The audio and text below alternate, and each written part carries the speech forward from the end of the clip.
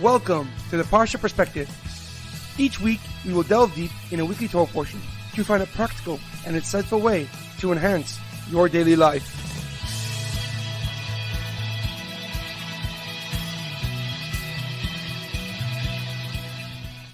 Thank you for tuning in. My name is Rabbi Shalom Yamini, and each week we will look into the weekly Torah portion to find practical and insightful ways to enhance your daily life. This week's Parsha Perspective is in honor of the Refuah Shlema, the complete and speedy recovery of HaRav Amitai ben Shoshanna, Leah Mintche bat Gittel, Shaul ben Berta, and Dalit bat Shoshanna. This week's Parsha Perspective is in loving memory of Edward Ben Efraim, Shlomo Ben Edward, and Yirachmiel Daniel Ben Gedalia. May their souls be uplifted, may the memories be a blessing. This week's Torah portion is Parshas Ki Tsavo, Facts of Life. Our Parsha continues Moshe's final address to the Jewish people. He begins by teaching the laws applicable once the Jewish nation settles down in the land of Israel. The first commandment is Bikurim, the mitzvah of bringing the first fruit of each year's harvest to the Mishkan or Beis Hamikdash. This applied only to the 7 fruits and produce that Israel is known for: wheat, barley, dates, figs, grapes, pomegranates, and olives. Each year, people from across Israel would join the procession of farmers bringing their fruit to the Mishkan to God. And they would sing, dance, play musical instruments, and accompany these farmers as they performed this special and unique mitzvah.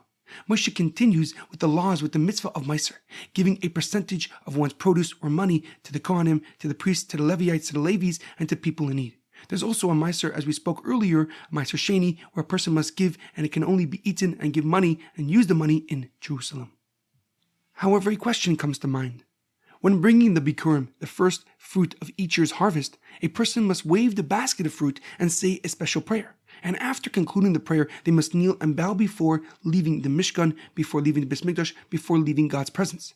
As the pasuk writes, "V'hinachta lefnei Hashem lekecha," you shall place the basket of fruit before God, "V'ishtachavisa lefnei Hashem lekecha," and you shall bow before the Lord your God. But there aren't many mitzvahs, there aren't many commandments that require bowing to complete and fulfill its obligation.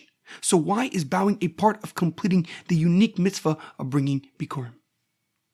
One of the many answers given is that kneeling and bowing is required always before exiting the Mishkan or Beis Hamikdash.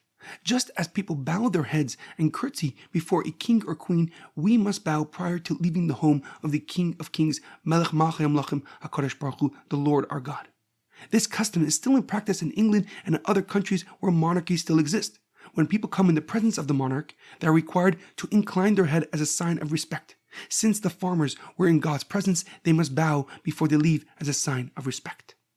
However, of Shneir Zalman of Liadi, the Alter Rebbe, the first Chabad Rebbe, gives a deeper and more profound explanation. He writes that we bow specifically by Bikurim, by bringing the first fruit, because that is how we show genuine and sincere gratitude. The Jewish definition of gratitude is acknowledging that we lack the ability to complete our mission and duty without assistance. Whether it is encouragement from our friends or support from our family, appreciation is recognizing their hand in our success. The Alter Rebbe explains that we bow by Bikurim specifically for it represents that we realize that God is the source of our success. He is the true and only reason we have fruits to give and blessings to share with the world. The Alter Rebbe's powerful lesson about the underlying truth of gratitude is practical now more than ever.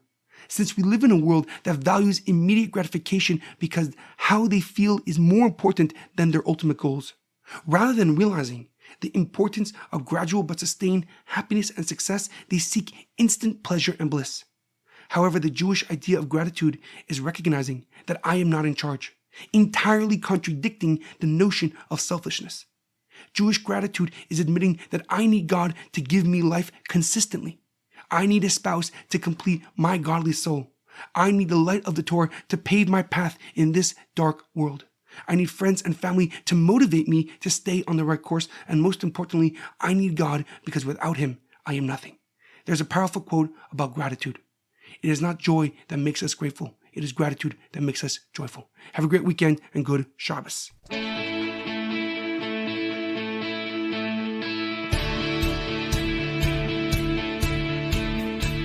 Thank you for tuning in to the Parsha Perspective. Check out our website, theparshaperspective.com. Send thoughts and comments to theparshaperspective@gmail.com. Till next time, thanks for listening.